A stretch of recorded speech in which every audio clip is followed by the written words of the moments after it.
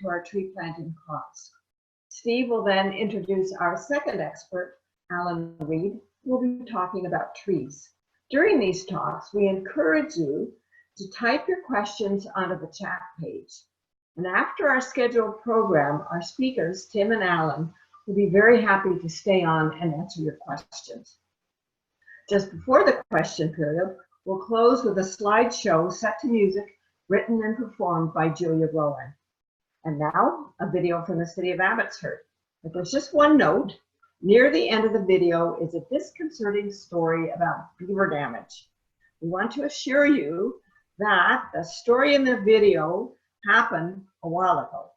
And since then, measures have been put in place to protect our trees from these prodigious dam builders. Thank you for coming to our tree party. We give our sincere thanks to the members of the United Church Earth Stewards who have helped to organize this event. A special thanks to our speakers, Tim Cooper and Alan Reed, and to all those who have already made a donation via the Trinity Memorial United Church Carbon Offset Program. Every tree planted does make a difference. Thank you.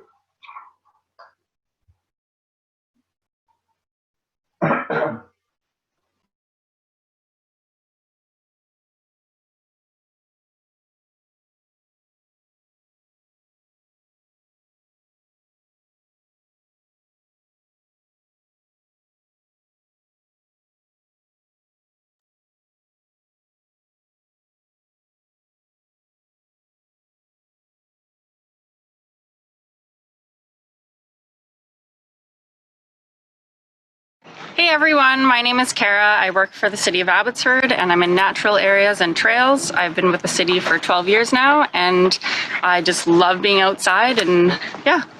Hi, my name is Kathy. I've been with the City of Abbotsford for about 12 years. I'm the Trails and Natural Areas Coordinator and I absolutely love the variety and out in nature and interacting with our residents and building new trails.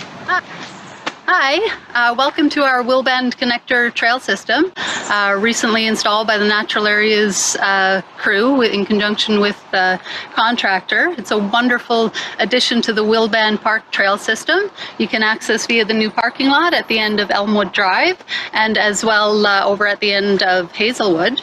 And it connects you down into our beautiful Willbend Creek Trail System. We have Himalayan Blackberry here, which is very invasive in Abbotsford and many other areas. And so we try to get rid of it as much as possible. We cut it back with the hedge trimmers and line trimmers when it's just starting to sprout up. And we try our best to bring back native species. One thing we do besides just cutting back the blackberries is we try to plant native species to take over instead of the blackberries taking over. Hi, here we are in Willbend Creek Park, which is also a detention pond area. This is still a section of our new trail that joins into the main loop system over here. And Natural Areas and Trails, in conjunction with a couple of volunteer groups, including the community church, have been doing some plantings in here to help enhance the area, add some biodiversity to the site. We did a planting last fall with, in partner with United Church, and this year will be their first growing season, and some may not make it, but most of them we hope will thrive. This is the red Osier Dogwood, and this is the short pine. Some of the newly planted trees did get eaten by some of the rabbits that are in the area, but they will be okay next year. They'll hopefully come back even stronger and continue to grow.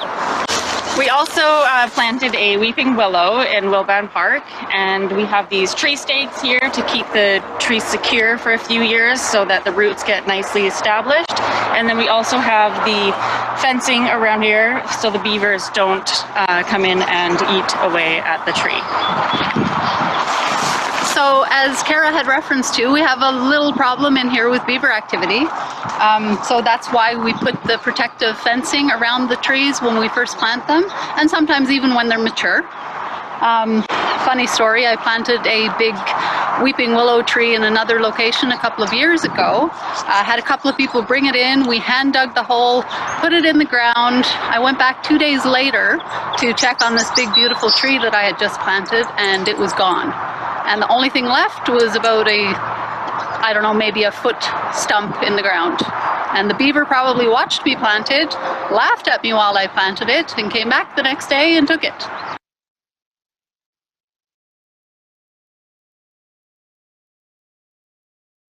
And trails. I've been with the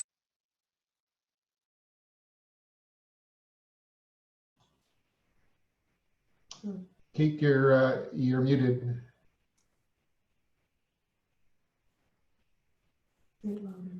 I'm up next. Yeah, it's Steve who's up next. Hi, everybody. I'd like to introduce our first speaker. So this is a short few words about Tim, and then Tim will talk about climate change. But Tim comes to us originally from England, studying his first degrees in England at Exeter University. He completed his PhD in nuclear physics at the University of Alberta, and went to a number of locations. I won't touch on all of them, but started his career at Ohio State University before coming to UFV, which was then at that time, about the same time I joined at UCFV back in the early 90s. He has won awards for his teaching at UFV. In 2014, he's published a number of research papers dealing with nuclear physics. Over the last 16 years, has turned his attention to climate change and has presented over 175 times on the dangers of climate change, the science, the economics, the politics, and engineering aspects. But now over to Tim. Tim, thank you for joining us. Thank you, Steve. So now is the big stress for me. Can I actually get the technology to work? One moment. Share screen. Oh, I was going to show a screen. Host has disabled participant screen sharing. Can the host allow me to share a screen? Meanwhile, I want to thank you, everybody, and especially Steve, for the invitation to join you guys. I see already there's 2 people in the group that I think know actually more about climate change than I do. So apart from that little stressor, I'm happy to chat for a while. I have a 10-minute presentation, just touching on some of the highlights. Okay. Oh, this could work. How are we doing? Can people see that? Yes, we can see it. Oh, excellent. Okay. So my normal presentation is about 70 minutes, so I've trimmed it down quite a bit for 10. And I tested this in the Anglican Church in Agassiz, and it does work in 10. So if you want to stop your watches, we'll see how we do. Okay. So a brief overview of the science of global warming. Back in the early 1800s and the mid 1800s, it was recognized that the planet is about 32 degrees C warmer than a bare rock would be. And it was then realized at about that time, actually 1856 was when it was realized, that the reason the Earth is about 32 degrees Celsius warmer than the laws of physics would otherwise have led it to be was because heat is being trapped on the Earth by carbon dioxide. How much heat carbon dioxide traps can be figured out by doing a big calculation. And 1896, the calculations were coming up that if we doubled the carbon dioxide levels in the atmosphere, we'd get about 5 to 6 degrees warming. That's a brief overview of the history, but this 5 to 6 degrees warming from a doubling of the amount of carbon dioxide in the Earth's atmosphere seems pretty much in line with today's calculations. So I like to say that the science was settled back in 1896, over 100 years ago. Okay. So you will hear people saying, oh no, there's no consensus on the science. That's not really true. Okay. The science, the big picture of it is very well understood. Okay. So in terms of graphs, we've seen over the last 1,000 years, the Earth's temperature has been fairly flat. And the Earth's carbon dioxide content of the Earth's atmosphere, that's the red line, has been fairly consistent. Until about the 1800s with the Industrial Revolution, we started burning coal, and then we started burning oil and natural gas. All of these fossil fuels give off carbon dioxide, and the amount of carbon dioxide in the Earth's atmosphere has been increasing. Shown on the same graph is the average temperature of the planet. And again, after the carbon dioxide started to go up, suddenly it pulls up the temperature. Today's carbon dioxide reading is off the scale here, 416. That's somewhere off the top of your screen. And the temperature increase is no longer 0.8 degrees Celsius, it's more like 1.1 degrees Celsius. It's really hard in this business of giving presentations to get up-to-date data and really nice graphs. Okay, so the issue with this rising temperature isn't so much how hot is it now though, it's how hot are our children going to see? What temperatures will they see? How hot is it going to get? And for that, you have to do calculations because we can't run into the future and stick a thermometer out the middle of the time machine, out the window. So we need to do calculations and we can do that. I'd like to show calculations that were done in 2005 at the Hadley Centre in England about what the planet will look like, assuming an emissions scenario not that different from what we've actually had since then. And this is basically the picture, and they say this will be the picture in about 2080s. So most of us maybe won't see 2080, but our kids certainly will. Notice that the oceans have hardly warmed up at all, but the land has warmed up a lot. That's because it takes a lot of heat to warm oceans. You know, when you want to heat your water in the bath, it takes a long time to heat it. The kettle takes a long time to heat water. Water takes a lot of heat before it warms up. So these oceans are just still in 2080 beginning to warm.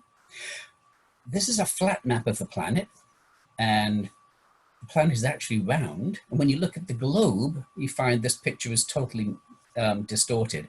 Canada is not this big, for example. But the oceans are much bigger than this picture would have you believe. So the Earth is mostly oceans, and with the oceans being cool and the land being hot, this works out an average temperature for the planet of about 2 degrees Celsius hotter than we are now. Remember, we've had a 1.1 degrees Celsius rise so far, so we're looking by 2080 to have about a 2 degrees Celsius rise.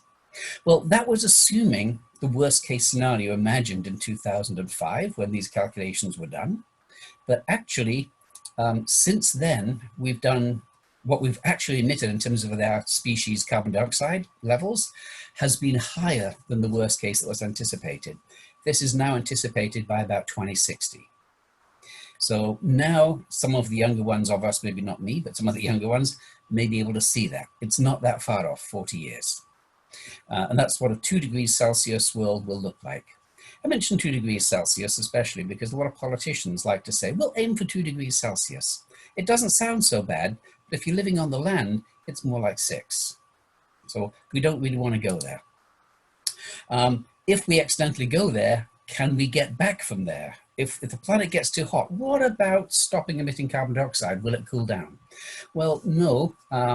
There's problems with what are called feedbacks and tipping points. And let me give you an illustration of just 2 of them. The ice-snow feedback is one of the big ones.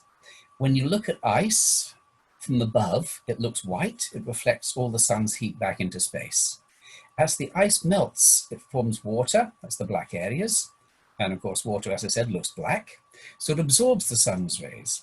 90% of the heat from the sun is reflected from ice. 90% of the heat from the sun is absorbed by water.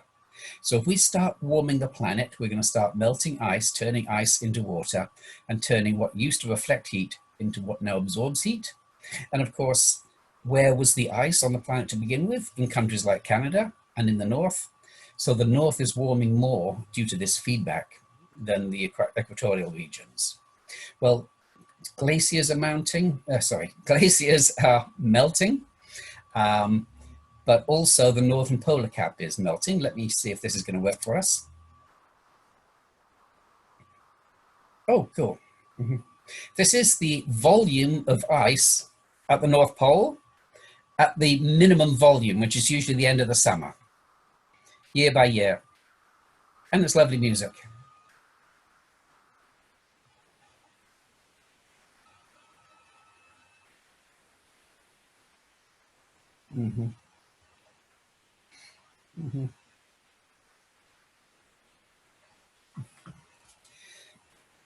So we've already done quite a bit of damage.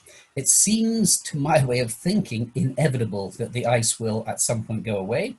And I do remember years ago saying, look, just draw a line down there. You can figure out when the ice is gone.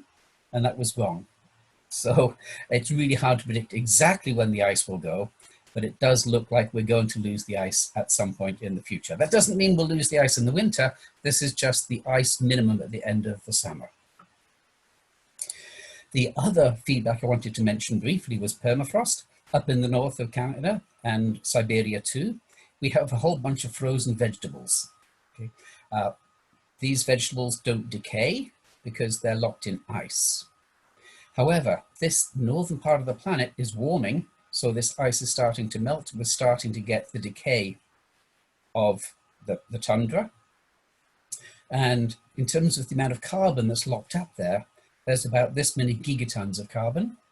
Compared to the amount of carbon dioxide that's in the atmosphere now, that could triple the amount of carbon dioxide in the Earth's atmosphere.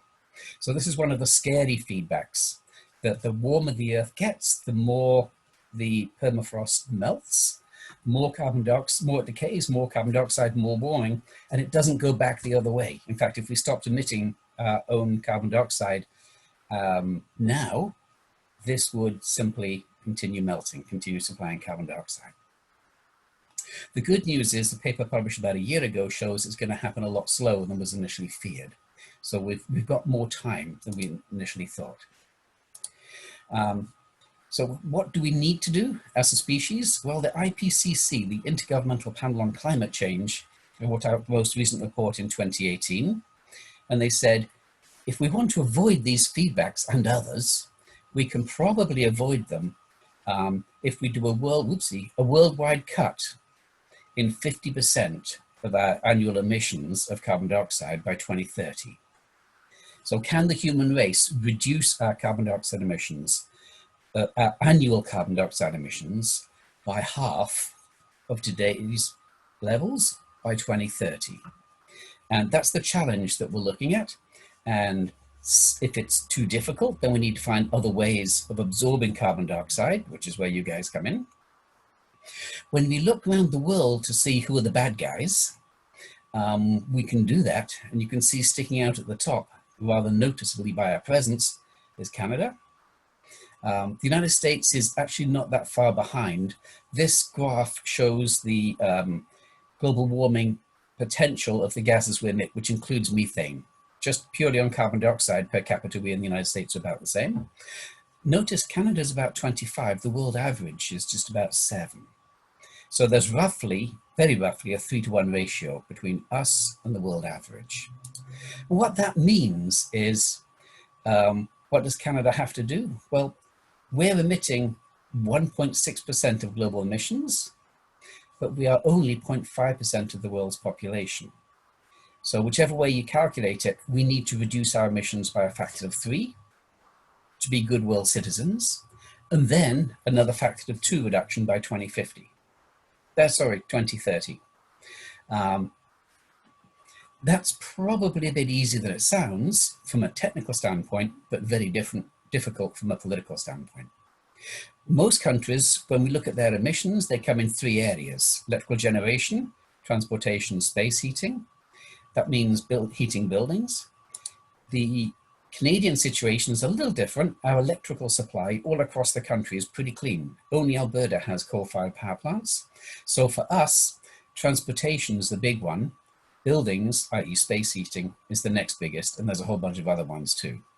Electricity, it emits some carbon dioxide because of the coal-fired power plants in Alberta, but the rest of the provinces, not too many. Canada's biggest issue is the oil and gas industry itself. But if we could reduce the demand for oil and gas, the oil and gas industry would stop producing and would stop emitting. So this one's automatically taken into account when you deal with the others. Okay. Well, can you stop using fossil fuels for transportation? That essentially means oil. All the vehicles you see here are pure electric. The technology on electric vehicles has changed dramatically. Can't say too much more about it, except that whatever vehicle you can imagine you'd want, you'll soon be able to get it in electric, including some big ones. Okay, garbage trucks, beer trucks, buses, they're all there. As far as space heating is concerned, the Europeans are way ahead of us. European emissions per capita are about 1/3 Canadian emissions. And part of it is that they're housing stock is better insulated. A passive house is one that you don't need to put a specific source of heat into. Just build it with better insulation. You don't need to heat it. And that can apply for industrial buildings as well. Okay, I think my 10 minutes is up, so I'll stop at this point. Okay, thanks guys.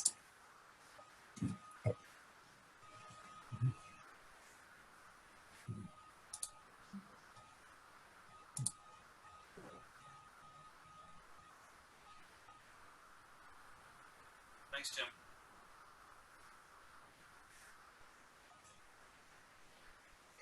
Yeah, thank you, Tim. Kate or Julia, you're Oh, both. the next up is the Bill Booth presentation.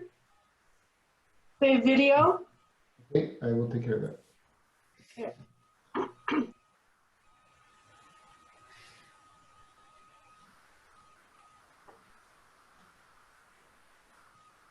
So while he's looking for it, I'll just thank Tim very much for that really good, very clear and concise explanation of climate change. That was really terrific. Thank you very much. Yeah, so if anyone has any questions, they can put them in the chat. Type them into the chat area.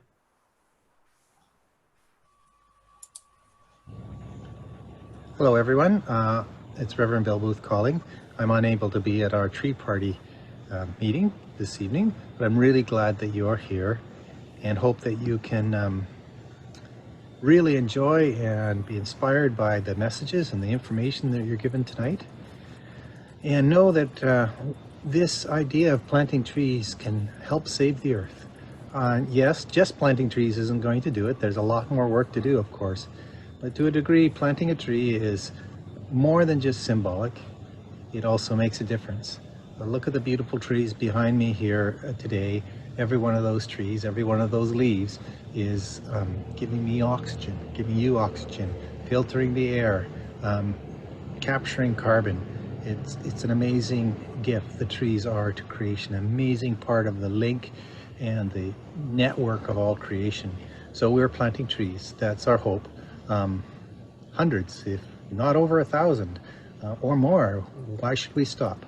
We already have someone put aside that people have contributed, partly as donations, partly as gift to others, partly as a carbon offset for when they're traveling.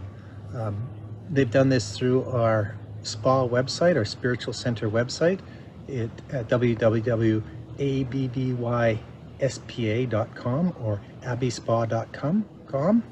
And you can find the page that says carbon offset, and you can make a contribution. That money's collected at Trinity Memorial, where we put it into a fund waiting for our next tree planting time. You could also send a check to Trinity Memorial United Church to that payable to Trinity Memorial, and we'll collect it in the fund. And when we're ready, we'll go out and plant more trees. Let's help the city build a huge urban forest, and let's encourage them to keep going so that there's trees enough to keep us all alive and help restore creation. Thank you for your passion for this important initiative to help save the earth. Blessings, and may God be with you as you find that you are more and more part of God's creation.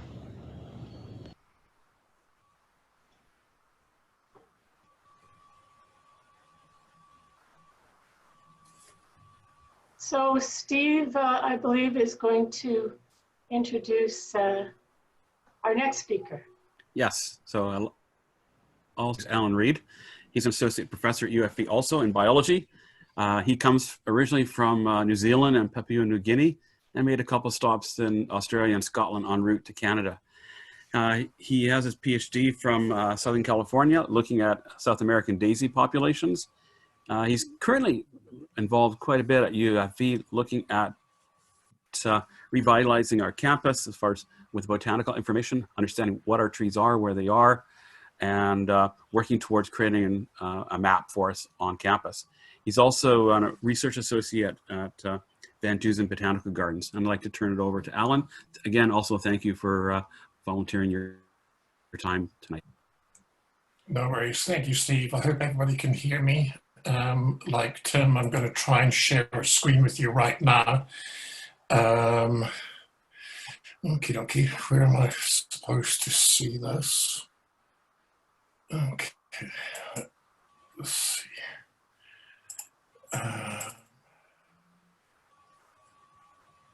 Files. Can we see a picture of trees there right now? Yep. Yes. Everybody? Okay, so I'm going to try and maximize this up, and if you need me, just put something in the chat there. And as you can see, I've got this wonderful thing of trees down here. I grew up in the jungles. My dad was an engineer for Husqvarna, which made chainsaws, farm pipes, sewing machines and everything. And I was used to running around all these things like a crazy person. So for me, the worst thing to do is to put me into somewhere like Vancouver, where there is all these concrete things and I've got nothing that I can see as being really my own thing. So here's a really disturbing quote that I found here, and it's from Ronald Reagan here, that says, I mean, if you look at 100,000 acres or so of trees, you know, a tree is a tree. How many more do you need to look at?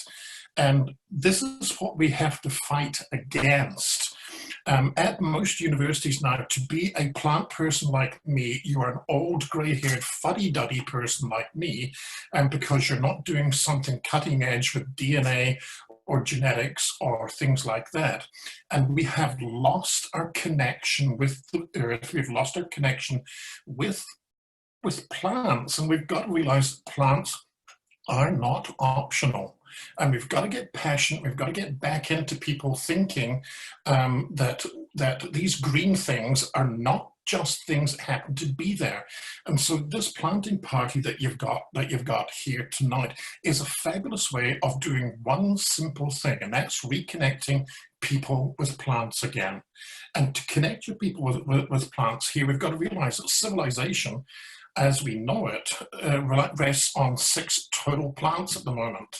We've used about 5,000 total plants as food sources, but these are the 6 major things that we actually use right now to make almost 80% of our calories.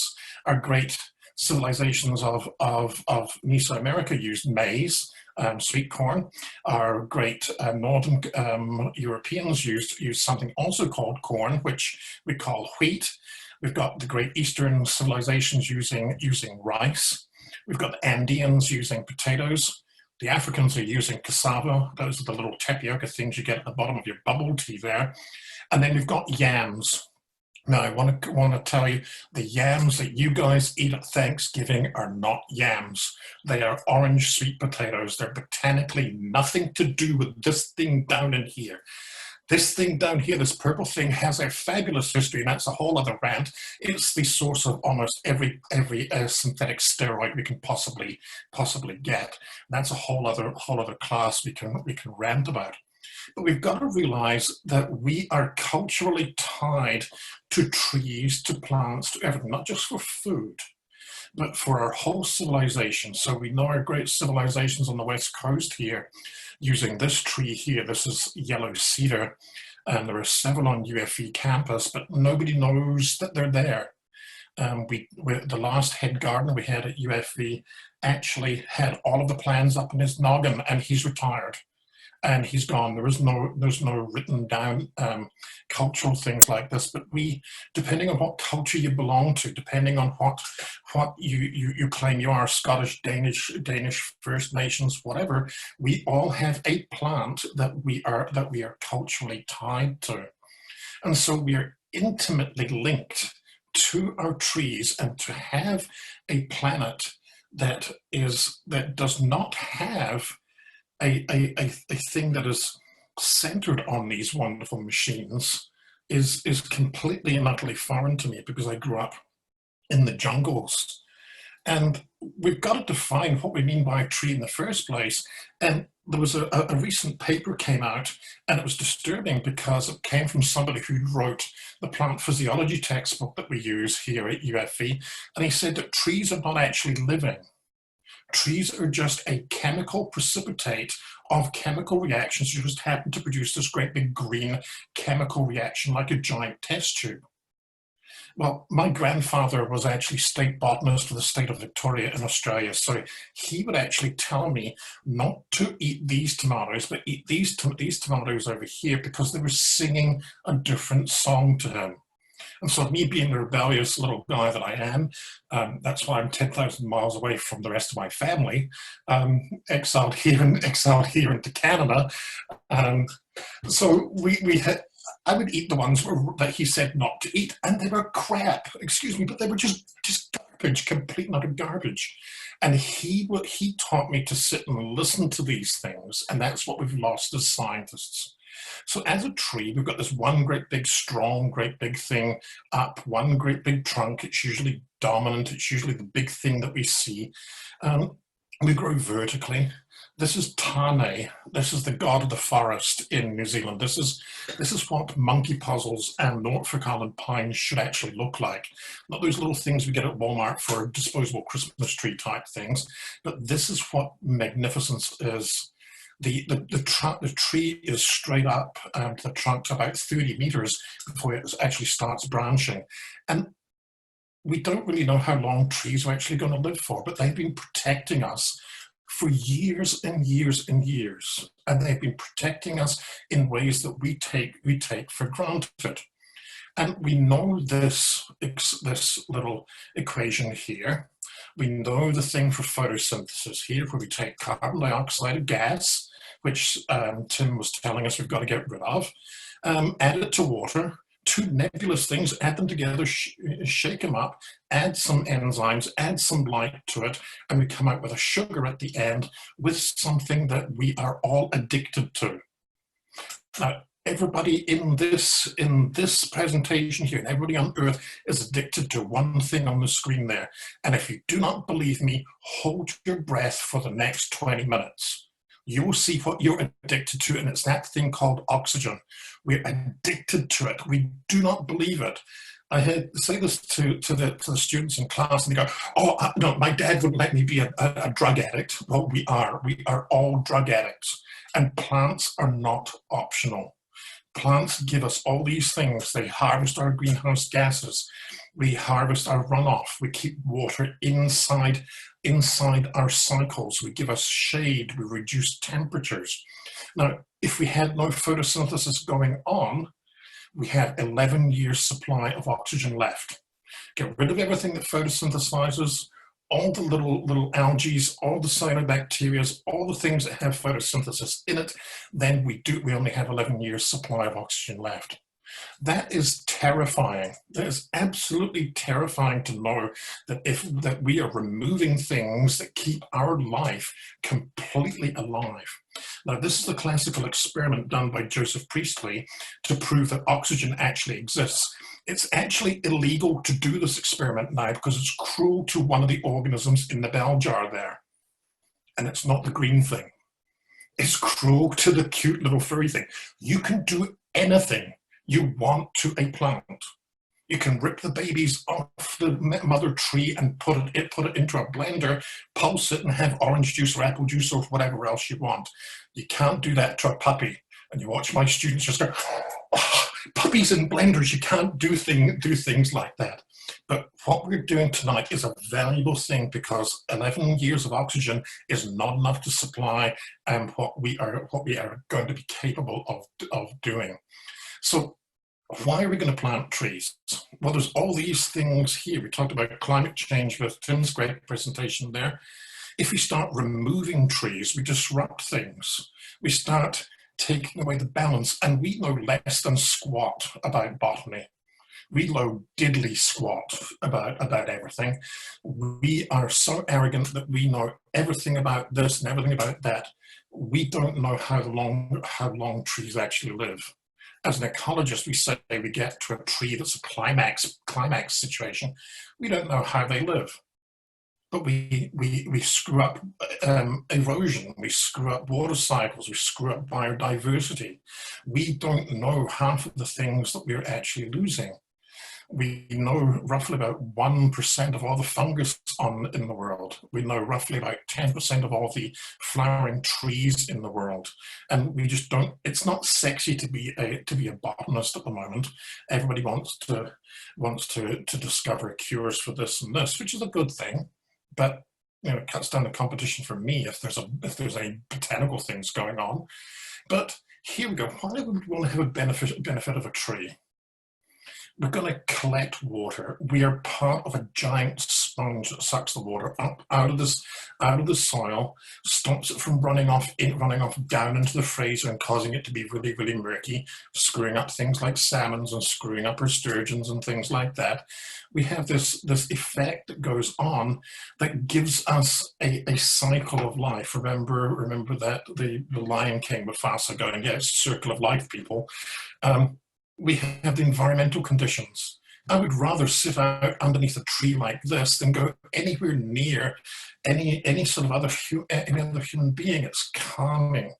Why do you think we call them green rooms if we put them into if we have actors and we have movie situations? Green is a calming effect. It keeps us rooted. We increase the amount of value of our houses if we have trees all around it. But current landscapers want to have the most invasive plant possible, which is grass. And it's really weird for botanists to say that grass is evil. We should be loving all plants possible. But Kentucky bluegrass does not come from Kentucky. There is a Kentucky bluegrass, but not the bluegrass we use as lawns. And the one thing we're going to try to counter by planting more trees is the second one down. This one called a heat island effect. We'll talk about that in a couple of seconds. So our soils, our whole plant biomes, our peat bogs, our forests, we keep carbon into this solid force here. We take all those gigatons of carbon that Tim was talking about, put it into something that is going to live for a lot longer than we're ever going to be here. Plants were here before us, plants will be here after us, and they will survive longer than we're ever going to have. So by planting new trees, we can stabilize our soils. We can stabilize the carbon that is put in, that is changed into the wonderful thing called carbohydrates that we can put into whatever we want to make, a leaf, a trunk, a flower, a fruit, or whatever we've got. And so one of the things we don't think of is if we have temperatures, things that are going to be culturally affected by us, are going to be things like this. If you just take our salmons, for example, temperatures give us all sorts of problems with all sorts of things of other life cycles that we do not know are connected to our plants. And so we have our spawning is affected, our early snowmelt then causes all sorts of timing changes. What happens if we get warm water? What happens to the chemistry of the nutrients we need to grow as humans, as salmons, as trees, as whatever. And so here's the top 10 countries with the highest deforestation. I'm really disturbed to see one of my home countries, Papua New Guinea, is way up there in sort of an ugly spot there, being almost 250,000 hectares of land going. Brazil there and Indonesia. Holy smokies, people, 3.5 million hectares of land gone that has just been taken away because of slash and burn and all sorts of things. Canada's not really that bad because almost all of us are close to the 49th parallel. But this is really, really disturbing when we think of these things are the lungs of our planet. And we've got to stop this sort of thing happening. We have this plant myopia and these people who are making decisions that say things like this. We need the sun to keep people warm and not be wasted on things like solar power. This is why we have so many elderly people dying every winter. Well, hello, people. This person actually ran as a presidential candidate, right? It tells you about the whole IQ of something further south of us here. But, there's all sorts of things that goes back to Ronald Reagan's thing right at the beginning there, where you've seen one tree, we've seen them all. Well, no, we haven't. But here's the disturbing parts. We're cutting down things like this. We're ripping down things before we actually know what's going on. And just in the Brazilian part of the Amazon, and the Amazon stretches over about 9 different countries, if we made the Amazon its own country, its own autonomous country, it would be the 7th largest country in the world. We've lost about 17% total of just the Brazilian part of the rainforest, which means that every minute we lose 27 soccer fields of trees per minute, which is an enormous amount of things, considering all we're going to do is burn these down to run some cattle so we can have a cheap burger going on. And if that seems like a large amount of land, but it's area the size of twice the size of Paris each week. And if we've ever been to Paris, you know that it stretches on and on and on and on for things. But here we have this plant myopia that we do not know that there are medicines out there that we have not yet discovered that could be in the plants we could be growing. We do have some hope because this is Frank Lloyd Wright's Waterfall House, where he tried to integrate it into the forest here. And if we have our trees in our suburban environments like we're trying to put together right now, we make canopies, we stop noise, we make habitats for things. Who doesn't want to see birds chirping outside their window in their morning? Who doesn't want to see the greens and the colors and flowers and be able to have clean air to breathe? So what we're doing with our little planting party here is trying to get rid of this effect here. If we go into the center of a city, it's up to about 5 degrees Celsius hotter because of all the reflections of everything coming from all the buildings. And if you've ever walked around our campus at UFV, you'll note that we are a really, really green campus. And I challenge you to drive out to UBC and see how it is now almost a complete city by itself. Things where there were trees and plants and parking lots are no longer there. But the more trees we're going to plant, the more carbon we're going to sequester, the more we get rid of this urban heat island, where all the reflections are going to be away. We also stop this from happening. Our little areas for building now, we just rip everything off, put solacing sugar down as a topsoil, and we screw up our water. Water is the next thing that we've got to worry about as well. If we don't have a clean water, what are we going to drink? What are we going to do? So it all has to do with this. The more plants and trees we have, the more we can intersect precipitation, the more we can stop the water from running off, the more goes up into our trees, the more we can cool everything down. So the more trees we plant, the more we get into our little ecosystem like this, we end up with a much better civilization. And so the best thing we can do is become the voices for those who cannot speak for us. And so as the Lorax said there, I'm the Lorax, I speak for the trees. I speak for the trees have no tongues. I want to thank you all for having me here. Hopefully my little rant has not been too much for you, but if you have some questions, I'll be more than happy to answer any questions that you want to have. Thank you very much, everybody.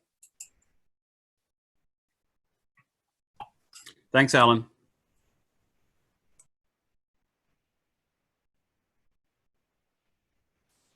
Yes, thank you very much to Alan. I think we're going to see a slideshow now. Just wanting to confirm with Ken. Okay, so we'll have the slideshow and then questions after. Is that correct? Right, that's okay. right. Okay, so I'll share my screen. Don't forget to type your questions into the chat. Okay. And hang around for some answers to your questions. Okay.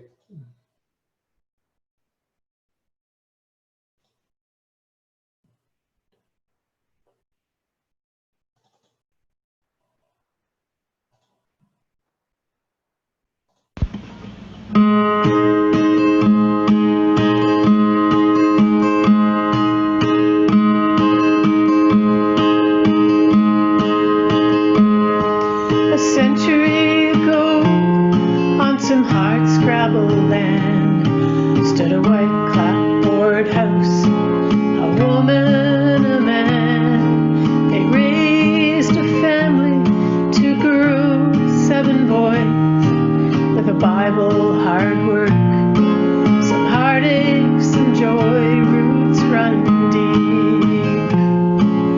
Under your feet, roots run deep. Even while you sleep, reaching for love and seeking connection. In the yard, the man planted a row of young trees, a maple for every baby that survived to age 3. And the trees gave them shade on hot summer days. In autumn, their branches seem to burst into flame. Roots run deep. Under your feet, roots run deep. Even while you sleep, reaching for love and seeking connection.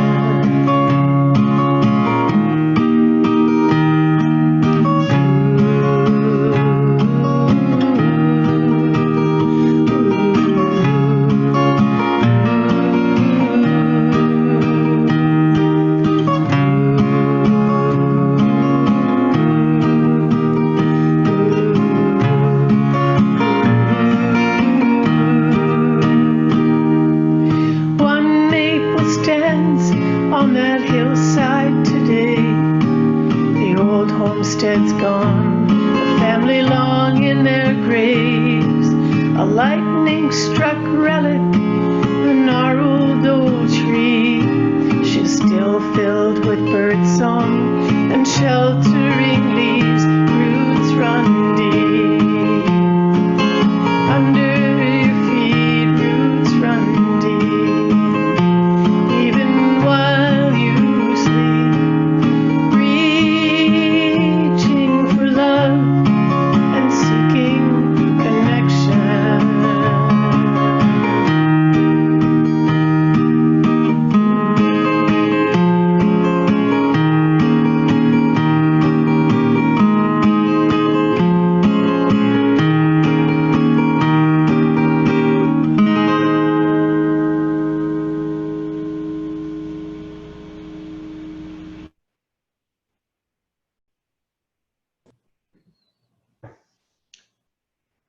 Thank you. So